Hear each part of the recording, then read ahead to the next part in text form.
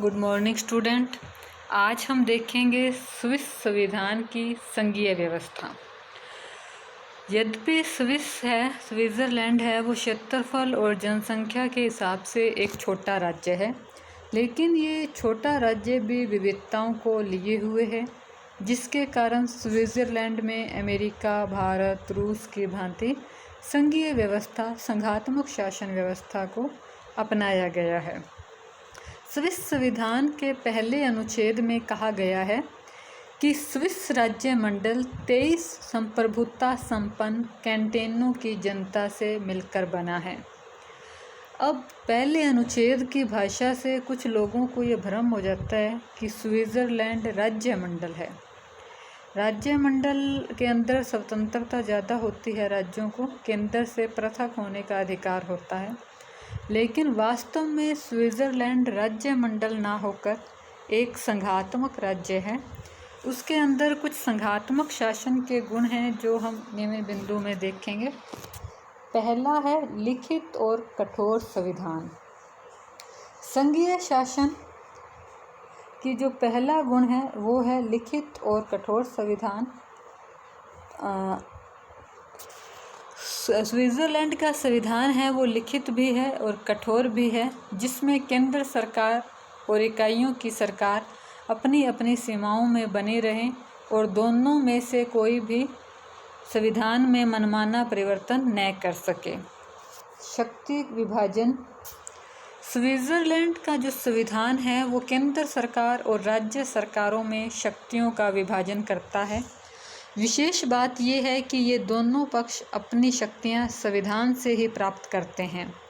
Switzerland के अंतर्गत संविधान के द्वारा ही केंद्र और कैंटोनों की सरकार में शक्ति का विभाजन किया जाता है। शक्ति विभाजन है वो अमेरिका की भांति गणना और अवशेष के सिद्धांत पर आधारित है, अर्थात गिनकर केंद्र को शक्तियां दी गई है और बाकी बची हुई शक्तियां हैं वो राज्यों को दी गई है। न्यायिक सर्वोच्चता। संघीय शासन का तीसरा गुण है न्यायपालिका सर्वोच्च हो। न्यायपालिका की सर्वोच्चता का तात्पर्य यह है कि न्यायपालिका संविधान की रक्षा, उसकी व्यवस्था करने का कार्य करेगी। यदि संघ और इकाई की ओर से अपने कार्यों अथवा कानूनों द्वारा संविधान की अवहेलना की जाती है तो वह संघ अथवा इकाई के ऐसे कानूनों को जो कि संविधान के विरुद्ध है अवैध घोषित कर सकती है। संघ व इकाई के बीच शासन शक्ति संबंधी विवादों का निर्णय सर्वोच्च न्यायपालिका का ही है। नए संविधान में अनुच्छेद 179 की उपधारा 2 में कहा गया है, राज्य मंडल और कैंटोनों के बीच या कैंटोनों के परस्पर उत्पन्न विवादों का जो निर्णय है वो संघीय न्यायालय के द्वारा ही किया जाएगा। स्विट्ज़रलैंड की न्यायपालिका सर्वोच्च तो है, लेकिन उसके पास न्यायिक पुनर्वालोकन की शक्ति प्राप्त नहीं है, जैसी कि अमेरिका को है। स्विट्ज़रलैंड की जो संघीय न्यायपालिका है वह कैंटोनों की व्यवस्थापिकाओं द्वारा निर्मित कानूनों को संवैधानिक आधार पर परीक्षण कर सकती है। यदि संविधान के विरुद्ध हो तो उन्हें अवैध घोषित कर सकती है, लेकिन संघीय व्यवस्थापिका के द्वारा बनाए गए कानूनों में न्यायिक पुनर्वालोकन का प्रयोग नहीं कर सकते। इस प्रकार स्विस की न्यायपालिका है, उसके न्यायिक पुनर्वालोकन का जो अधिकार है वो सीमित है, वो केवल कैंटोनों के कानूनों तक ही है। उसके बाद है व्यवस्थापिका के उच्च सदन में इकाइयों को समान प्रतिनिधित्व। संघात्मक का एक गुण ये है कि व्यवस्थापिका के उच्च सदन में छोटी बड़ी सभी इकाइयों को समान प्रतिनिधित्व दिया जाता है। स्विट्ज़रलैंड में इस सिद्धांत को अपनाया गया है। उसका उच्च सदन और जो दूसरा सदन है वो सीनेट है, उसके अंदर पूर्ण कैंटोन है वो 2 प्रतिनिधि भेजते हैं और जो अर्ध कैंटोन हैं उन्हें 1 प्रतिनिधि भेजने का अधिकार दिया गया है।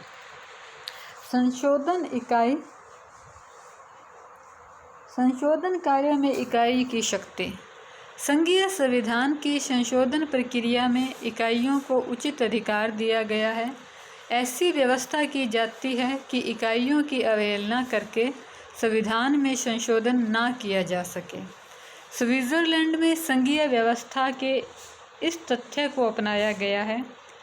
संविधान जो संशोधन का प्रस्ताव और उसकी पुष्टि का जो अधिकार है वो इकाई और जनता को प्राप्त है। तिहरी नागरिकता। अमेरिका में नागरिकों को दोहरी नागरिकता है और स्विट्ज़रलैंड में तिहरी नागरिकता है। तो इसमें पहली नागरिकता है संघ की, मतलब स्विट्ज़रलैंड का नागरिक होगा। दूसरा राज्य की, वो जिस राज्य में रहते हैं उसका नागरिक होगा। और तीसरी है म्यूनिसिपालिटी, नगर पालिका, मतलब जिस शहर में उसके नागरिकता होगी। तो तिहरी नागरिकता है। यह आपके कॉम्पिटिटिव एग्ज़ाम के अनुकूल क्वेश्चन पूछा जाएगा कि कौन सा देश है जहाँ पर तिहरी नागरिकता है, तो उत्तर होगा स्विट्ज़रलैंड। या स्विट्ज़रलैंड में नागरिकता कैसी है, इकहरी, दोहरी, तिहरी, उपरोक्त सभी, तो आप तिहरी नागरिकता करेंगे। तो अभी तक हमने देखा कि संघीय व्यवस्था के अधिकांश लगभग सभी गुण हैं वो स्विट्ज़रलैंड की शासन व्यवस्था में विद्यमान हैं। संविधान में संघ शब्द का प्रयोग नहीं किया गया। संघ के स्थान पर राज्य मंडल शब्द का प्रयोग कर दिया गया है, लेकिन इसमें शब्द का कोई फर्क नहीं पड़ता। ऐसे तो भारतीय संविधान में भी कहीं पर फेडरेशन शब्द का यूज़ नहीं किया गया, यूनियन ऑफ स्टेट कहा गया है, लेकिन संघात्मक शासन के गुण पाए जाते हैं। तो स्विट्ज़रलैंड है वो संघात्मक शासन की गुण व्यवस्था को लिए हुए है। अब हम स्विट्ज़रलैंड की अमेरिका के साथ तुलना देख लेते हैं। आपके पाठ्यक्रम में इस प्रकार के क्वेश्चन आते हैं कि स्विट्ज़रलैंड और अमेरिकी संघीय व्यवस्था की तुलना कीजिए। तो हम किसी चीज़ की तुलना करेंगे तो उसकी समानता और असमानता दोनों का अध्ययन करेंगे। पहले हम समानता देखते हैं। तो स्विट्ज़रलैंड और अमेरिका के अंदर शक्ति विभाजन देखो, दोनों में सेम है ना। गणना और अवशेष, केंद्र और राज्यों में जो शक्तियों का बंटवारा है वो गणना और अवशेष के सिद्धांतों पर किया गया है। ये दोनों देशों के अंदर समानताएं हैं। और दूसरा है जो ये संघात्मक शासन व्यवस्था है, इसको बनाने के दो तरीके हैं। एक तो है केंद्र उन्मुखी, मतलब छोटे छोटे राज्य होते हैं वो आपस में संधि समझौता करके एक बड़ा देश बना देते हैं। ये तो होते हैं केंद्र उन्मुखी सम्मिलन, मतलब छोटे छोटे राज्यों ने मिलके बड़ा राज्य बना दिया। जैसे हमने अमेरिका में देखा, पहले 13 उपनिवेश थे, वो स्वतंत्र हुए तो उन्होंने एक संधि समझौते से बड़े विशाल संयुक्त राज्य अमेरिका को बना दिया। इसी प्रकार स्विट्ज़रलैंड के भी कैंटेन हैं, उन्होंने अपने पड़ोसियों से परेशान होकर स्वतंत्रता की रक्षा के लिए संधि के द्वारा एक बड़े देश के रूप में वो इकट्ठे हो गए। और दूसरा है केंद्र विमुखी। केंद्र विमुखी में क्या होता है, एक बड़ा देश होता है तो उस बड़े को कंट्रोल करना, शासन चलाना मुश्किल होता है, इसलिए उसे छोटी छोटी इकाइयों में बांट देते हैं। प्रशासन को सफल बढ़िया संचालन के लिए छोटे छोटे टुकड़े कर देते हैं। ये हो जाता है केंद्र विमुखी।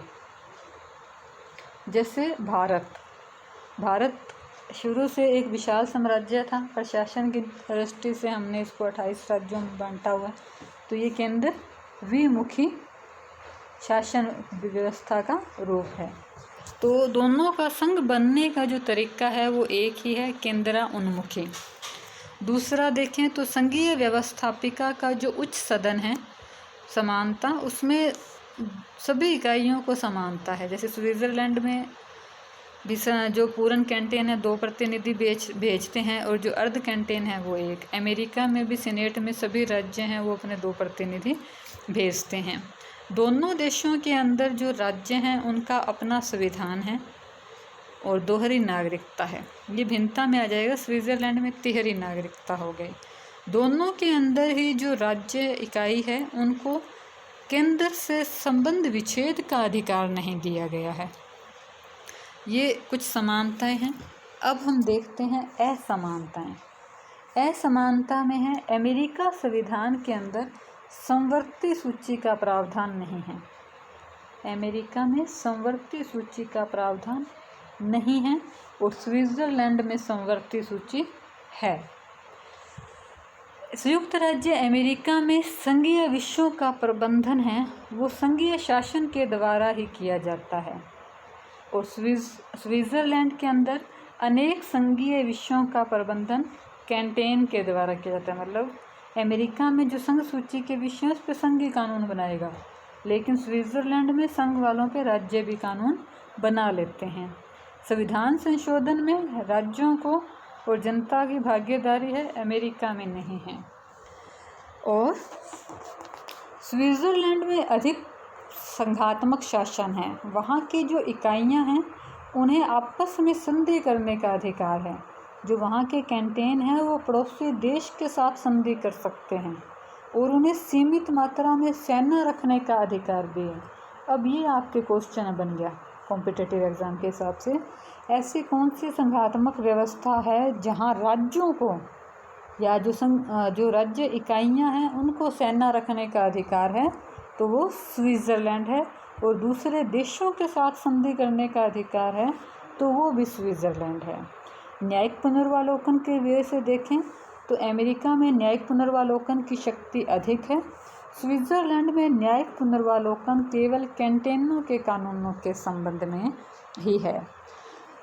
अमेरिका के अंदर न्यायिक पालिका है, उसके 3 स्तर हैं और स्विट्ज़रलैंड के अंदर एक ही न्यायालय होता है, संघीय न्यायालय। उपरोक्त जो हमने दोनों शासन व्यवस्थाओं के अंदर अंतर देखे हैं और दोनों में कुछ समानताएं भी हैं। अमेरिकी शासन व्यवस्था शक्ति विभाजन के सिद्धांत पर आधारित है, लेकिन स्विट्ज़रलैंड का संविधान शक्ति विभाजन के सिद्धांत को नहीं अपनाता। अमेरिका में एकल कार्यपालिका है और स्विट्ज़रलैंड में बहुल कार्यपालिका है। ये कुछ प्रमुख अंतर हैं जो दोनों देशों की शासन व्यवस्थाओं को में हैं। अब मैं इस टॉपिक से संबंधित कुछ क्वेश्चन भेजूंगी आपको और मैं चाहती हूँ कि आप उनके आंसर स्क्रीनशॉट लेके और फिर मेरे को वापस रिप्लाई करें।